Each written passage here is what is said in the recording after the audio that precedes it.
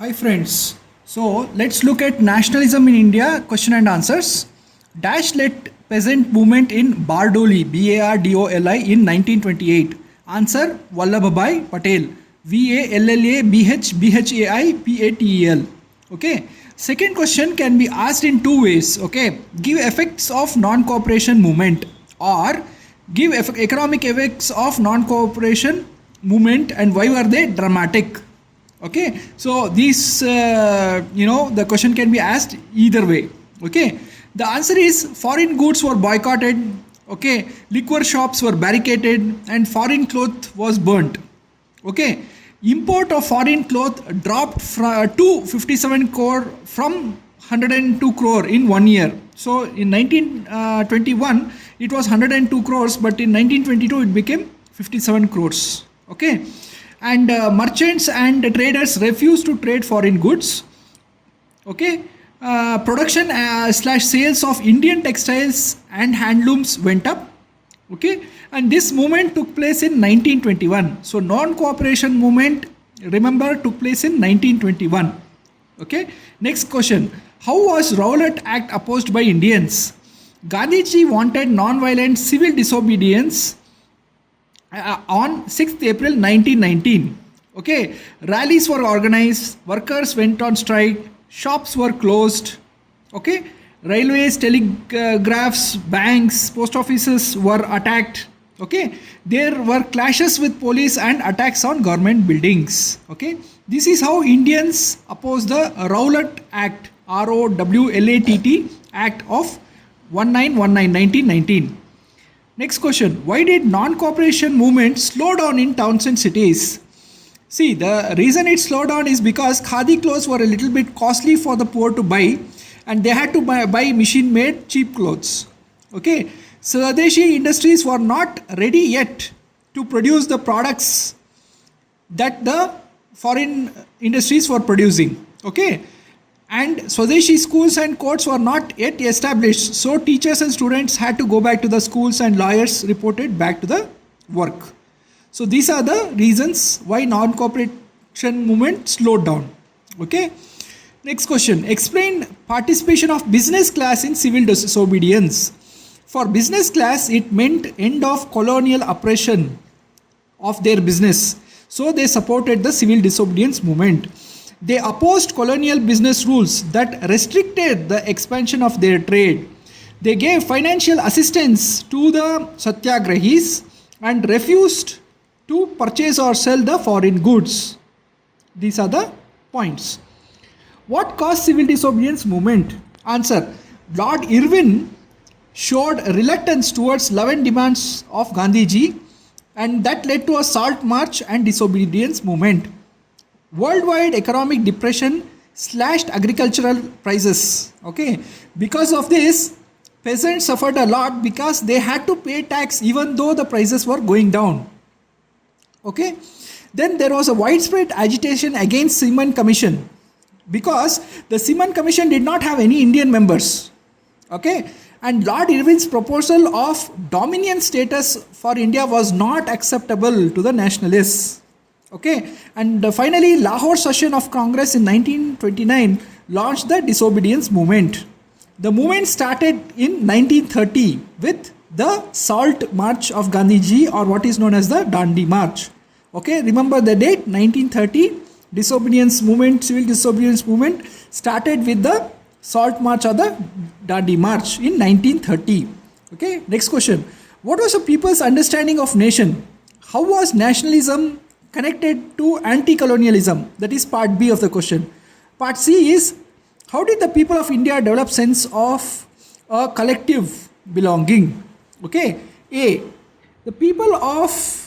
for the people, nation was community that shared the language, shared the history, shared the identity, shared the sense of belonging, culture, territory, etc.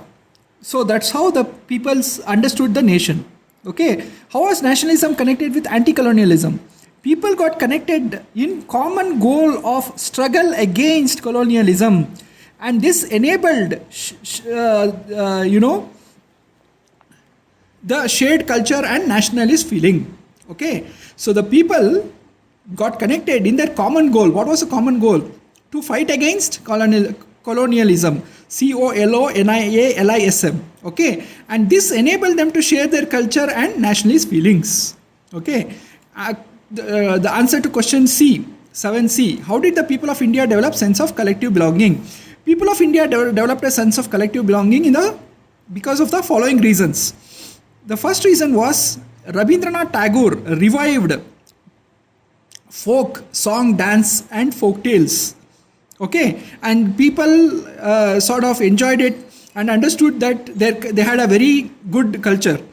Common struggle against colonialism. So people were united in their common struggle against the colonial ideas. India's glorious part in art science was upheld. Okay, and image of Bharat Mata symbolized the identity of the nation. And Bankim Chandra Chattopadhyay, BANKIM, Chandra, CHANDRA, Chattopadhyay, CHATTOPADHAY, wrote Vande Mataram song, which became very famous nationalist song, which motivated the Satyagrahis. Explain the role of Justice Party in boycotting council elections. Okay. B. How was the effect of non-cooperation on economy more dramatic? C. Explain the effect of boycott movement on foreign trade. Okay. See, the Justice Party wanted to gain power and hence they wanted to contest in the council elections. Okay, that was the answer. Why the Justice Party was, not very strong at boycotting. Okay. Effect of non-competitive movement on economy was dramatic as it reduced the import of foreign clothes by half. So from 102 crore to 57 crores. From 102 crore to 57 crore. Okay. Merchants and traders refused to trade in foreign goods and finance foreign trade. Okay. So this is how the boycott movement on foreign trade was done. Who organized Dalits into Depressed Classes Association in 1930? Dr. B.R. Ambedkar in 1930 organized Dalits into depressed classes. Okay, he advocated political empowerment of Dalits to make their situation better. He demanded for separate electorates for Dalits, and in the second round table conference, okay, he signed the Pune Pact with Gandhiji and secured reserved seats for Dalits. So these are all the points of how Dr. B.R. Ambedkar helped Dalits. Define civil disobedience movement and describe the participation of rich and poor. Okay, civil disobedience movement, MOVT.S movement, dealt with breaking unfair colonial laws of British. See, the British had made a lot of unfair laws which helped them and not the other people. So civil disobedience movement dealt with breaking of unfair colonial laws of British. Worldwide trade depression affected rich peasants. Okay, but they had to pay their land taxes. Okay, so they were agitated against the British. Poor peasants were also affected, but still they had to pay revenue demand for the land they used to work on, and they had to pay their rents. Okay, this also agitated them. So both of them joined radical movement of socialists and communists during civil disobedience movement. Okay. The next question can also be asked many ways. One way it can be asked like, how did the non-cooperation movement start with the middle class in the city? Explain impact on economy. Okay. Or how did the non-cooperation movement spread in cities across the country? So you can be asked both ways. Okay. So answer is, students left schools/colleges, headmasters and teachers resigned, and lawyers gave up their legal profession. Okay. During non-cooperation movement, they said we will not go to British schools and will not work for the British. Then lawyers also said we don't want to work for the British, and they gave their legal profession. Foreign machine manufactured cheap cloth was burnt. Okay, liquor shops were barricaded and foreign goods were boycotted. The import of foreign cloth halved in value from 102 crore down to 57 crores. Merchants, traders refused to trade foreign goods or finance foreign trade. People started using Indian-made clothes and the production of Indian textiles went up. So these are all the points how non-cooperative movement spread in cities or spread to all the cities in the country. Why was Congress reluctant, okay, on women candidates, and how did women participate in civil disobedience? See, Congress felt that in that time women should look after the home, health, and the family. But in civil disobedience movement, thousands of women came out and listened to Gandhiji. They participated in protest marches, manufactured salt, and barricaded cloth and liquor shops. Okay, they even went to jail and saw freedom fight as their duty. So this was the participation of the women during civil disobedience. Why did Gandhiji launch Satyagraha against Rowlatt Act? See, the Rowlatt Act gave powers to arrest people in political activities and hold them in jail without trial for 2 years, which was very barbaric and which was very colonial. And Indian nationalists did not like this. They protested against the Rowlatt Act by organizing rallies in various cities. Workers went on strike, shops were closed, communication, railway, telegraph lines were disrupted.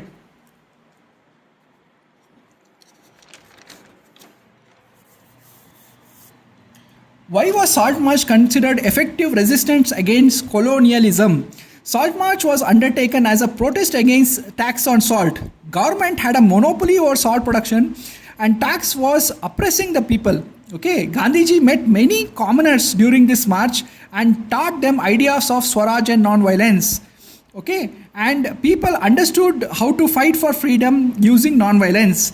And this salt march continued as civil disobedience movement from 1930. Okay, explain contribution of folklore, song, popular prints in shaping nationalism.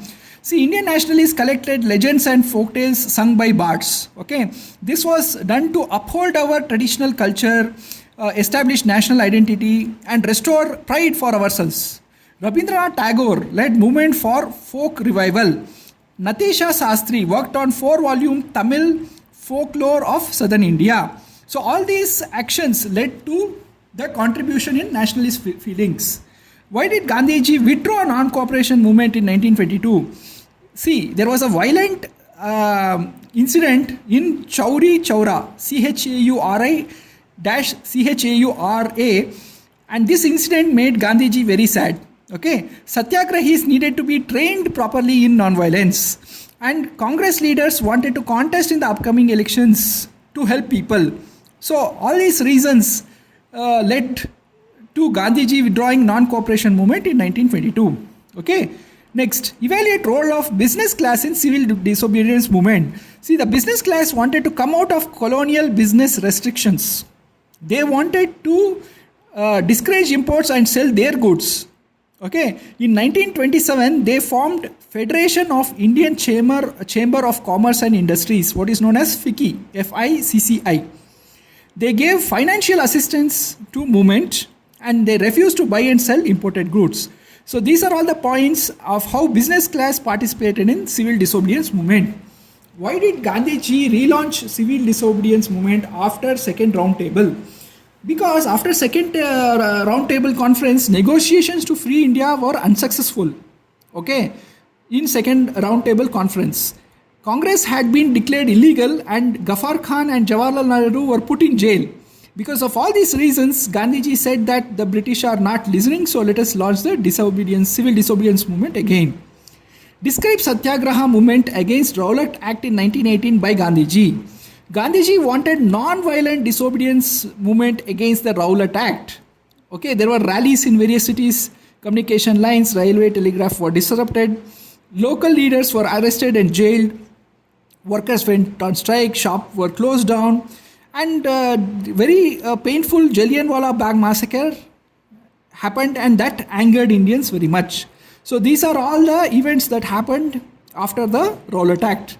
Gandhiji saw widespread violence and called off the movement in 1922. How did First World War affect India? Indians had to pay additional taxes to colonizers for war. British were fighting the war and they were making us pay for it. Price increase due to war made common man suffer. Some people were forcefully recruited into army, which angered Indians. Okay, acute shortage of food and influenza epidemic led to famine. in India, Indians realized that they were unnecessarily drawn into war. So, because of all these reasons, these were the effects of First World War on India. Plantation workers had their own idea of Swaraj, explained. Okay, during those times, plantation workers were forced to stay in the land they worked. Okay, they were not allowed to go back to their homes or villages. Swaraj meant freedom to travel back to their villages. They believed they would be given land in their villages. Okay, these are the 2 points of thought which occurred to the plantation workers.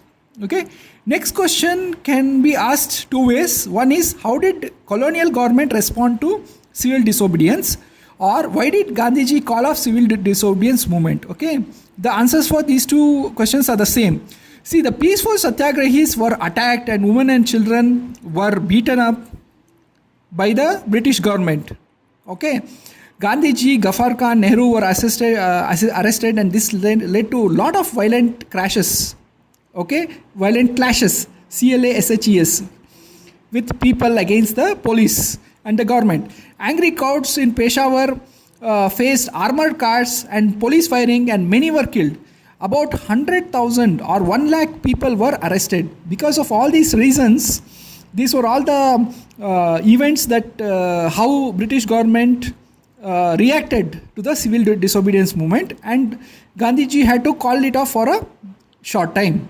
Okay. Explain measure taken by Gandhiji to eliminate untouchables. Gandhiji called untouchables Harijans, or children of God. He did satyagraha to ensure their entry into temples, roads, and their access to water wells. WELLS. Okay. He cleaned toilets to dignify work of sweepers. He persuaded upper class to change their heart and give up the sin of untouchability. Okay. Explain importance of salt march of Gandhiji to unite nation. Salt was a common commodity of all classes in India. Okay, fight for abolition of tax on salt united all classes of Indians. Gandhiji walked from Sabarmati to Dandi. Thousands of people followed him, and he made salt in 1930. Result of this further was boycott of foreign cloths, okay, barricading of liquor shops, peasant refused to pay taxes, and all classes of people joined this disobedience movement. Okay, British had monopolized the salt production and were increasing prices, and that was oppressing people. Okay, so this was the importance of salt march. Okay, next question can also be asked in 2 ways. Gandhiji's satyagraha emphasized power of truth, explain, or explain the idea of satyagraha. Okay, satyagraha, SATYAGRAHA, is equal to satya plus agraha. SATYA, satya means truth. Agraha, AGRAHA, is equal to non-violent fight for truth. So satyagraha is non-violent fight for the truth. It emphasized on working towards true cause against injustice without vengeance, aggression, and appealing to the consciousness of the oppressor to make him realize his mistakes. Based on this, Gandhiji started non-cooperation movement in 1921 and civil disobedience movement in 1930. So remember, 2 important movements in Indian nationalism. One was non-cooperation movement started in 1921 against Rowlatt Act, etc. And civil disobedience movement started in 1930. Okay. Not all groups were moved by Swaraj in 1930. Explain.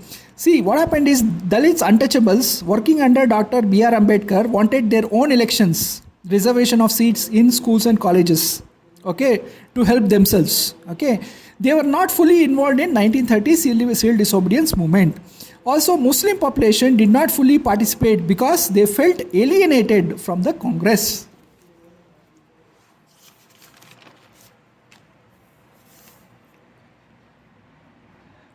Who designed Swaraj flag in 1921? Give main features. By 1921, Gandhiji designed the Swaraj flag. It had tricolor, saffron, white and green. Saffron at the top, white in the middle, and green color at the bottom. See, saffron represents dharma or righteousness. White represents satya or truth. And green represents the forests, greenery of the country. Okay. Spinning wheel in the center actually demonstrates the endless nature of time. Okay, which goes on spinning. and it also represents Gandhian ideal for self-help. Compare civil disobedience movement and non-cooperative movement. See, non-cooperative movement happened in 1921, whereas civil disobedience movement happened in 1930. The main causes for non-cooperation movement were economic hardship after World War One. Okay, economic hardship after World War One, the Rowlatt Act of 1919, and the subsequent Jallianwala massacre. Okay, the main causes for civil disobedience is British oppression, discriminatory salt tax, and exclusion of Indians from Simon Commission, Simon Commission. Okay, these are the different reasons. And non-cooperation movement important events is import of foreign goods, cloth dropped 50%, boycott of foreign goods and liquor happened, and important events of civil disobedience movement is the Dundee Salt March, boycott of British goods, refusal of tax payment, etc. Next question. What type of flags was designed during Swadeshi movement in Bengal? See, this did not end up becoming the Indian national flag, but there was a design. This world flag was also tricolor, red, green and yellow. There were 8 lotuses representing the provinces and crescent moon representing Hindus and Muslims. Okay. Next question can also be asked 2 different ways. Why did different social groups join civil disobedience movement? Or how did civil disobedience movement come into force in various parts of the nation? See, rich peasants joined civil disobedience to fight against falling of the prices of products so that they can sell their products. Poor peasants joined to avoid paying the rent, land taxes, etc. Excuse me. Rich businessmen joined to fight against imported goods and colonial discriminatory practices. Okay, the railway and dockyard workers joined to fight against low wages. Okay, women joined against to fight against liquor shops and salt taxes, etc. So each of the social groups had their own reasons to join the civil disobedience movement. Next, Simon Commission was greeted with "Go back, Simon." Why? See, Simon Commission wanted to look at functioning of Indian constitution system and suggest changes, and they did not have even one Indian in their team, which is really oppressive of the British. So they arrived in India in 1928. Remember the date, and they were greeted with "Simon, go back" and black flags. And all parties, including Congress and Muslim League, joined this opposition against the Simon Commission. Next question can also be asked in many ways. One is, how did non-cooperation movement spread into cities, or give problems faced by peasants during non-cooperation movement, or how did non-cooperation movement become a move to the countryside? Okay, so any of these 3 questions about non-cooperation can be asked, and the answer is as follows. It started in cities. Students and teachers left government schools. Lawyers gave up their practice. In Awadh, peasants revolted against high rents and demanded by the landlords. Okay. In Gudem, that is hills of AP, people revolted against the colonial rule of stopping people from entering forest for grazing their cattle. Okay. Plantation workers in Assam fought against the rule confining them in tea gardens from going back to their villages. Once they were brought to work in tea gardens, they were not let to go out of there, which was oppressive. And barbers and washermen stopped work to fight against the low wages. So these were all the events that happened during non-cooperation. Okay. Congress was reluctant but had to include demands of industrial workers in its program for struggle. Explain. See, Congress wanted to include demand of all people, but not including specific demands from industrial workers would offend industrialists who are giving funds to the functioning of Congress. So they had to include the industry workers' demands as a special case. Okay. Describe main features of Pune Act. In the second roundtable conference, Dr. B.R. Ambedkar wanted separate election for Dalits, but Gandhiji felt that Dalits should be completely integrated into the society. They should not be kept separate, and there should not be separate election for them. Okay. In 1932, Pune Pact, Dr. B.R. Ambedkar accepted that Dalits will be part of same election but will get some reserved seats. Okay, in the parliament. Next question. How did non-cooperation become a big movement? See, Gandhiji said that British established rule in India only with the help of Indians, and the rule would fall when Indians withdrew the support. First, British offices, institutions and foreign goods were boycotted, and non-cooperation was adopted in 1920 in Nagpur session of Congress. If government used repressive methods, full-scale disobedience would be launched. Okay, that was the idea. Gandhiji toured India to mobilize support for this movement. That's how non-cooperation became a big movement. Okay, how did industrialists relate to civil disobedience movement? During First World War, Indian industrialists made huge profits and emerged as powerful section. They opposed colonial restrictive policies. They formed Federation of Indian Chamber of Commerce and Industries, that is FICCI in 1927. They supported civil disobedience movement. They fought against colonial control on business. They gave financial assistance to civil disobedience. They refused to buy or sell imported goods. And eminent businessmen like Purushottam Das, Thakur Das, THAKURDAS and GD Birla supported the movement. Okay. Next, describe incident and impact of Jallianwala Bagh. On April 13, 1919, crowd of villagers gathered in enclosed ground of Jallianwala Bagh near Amritsar. They were attending a fair. Dyer entered the ground, closed the exit points and opened fire on innocent crowds, killing hundreds. As news of this spread, the crowd took to the streets in many towns of North India, and strikes and clashes with police happened and attack on government buildings happened. Gandhiji started non-cooperation movement opposing this and demanded Swaraj. Next, describe the events that led to launching of non-cooperation movement. So there were some events. In 1916, Gandhiji inspired struggle against oppressive plantation in Champaran, Bihar. That was in 1916. In 1917, he organized Satyagraha to support peasants in Gujarat. In 1918 Satyagraha, he helped cotton mill workers in Ahmedabad. And in 1919, he was revolting against the Rowlatt Act and Jallianwala Bagh incidents.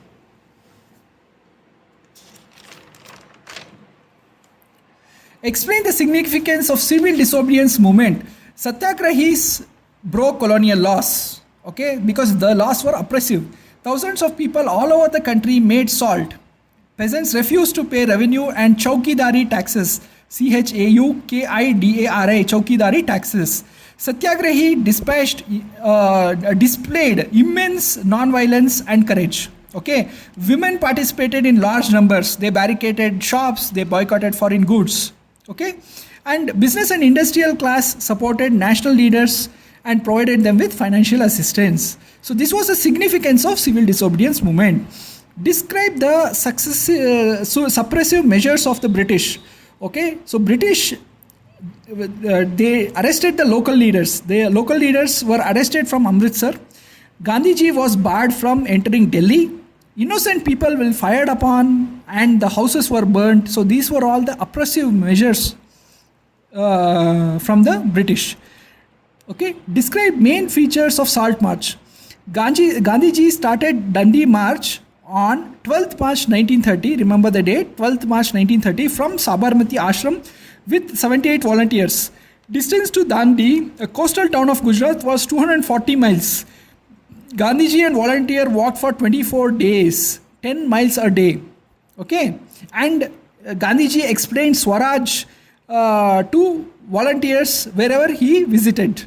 Okay, he reached Dandi on 6th April and made salt by boiling the seawater. Okay, how did the peasants of Awadh use different methods to achieve their goals? See, peasants of Awadh were led by Baba Ramchandra. They boycotted oppressive landlords and fought for reduction of revenue.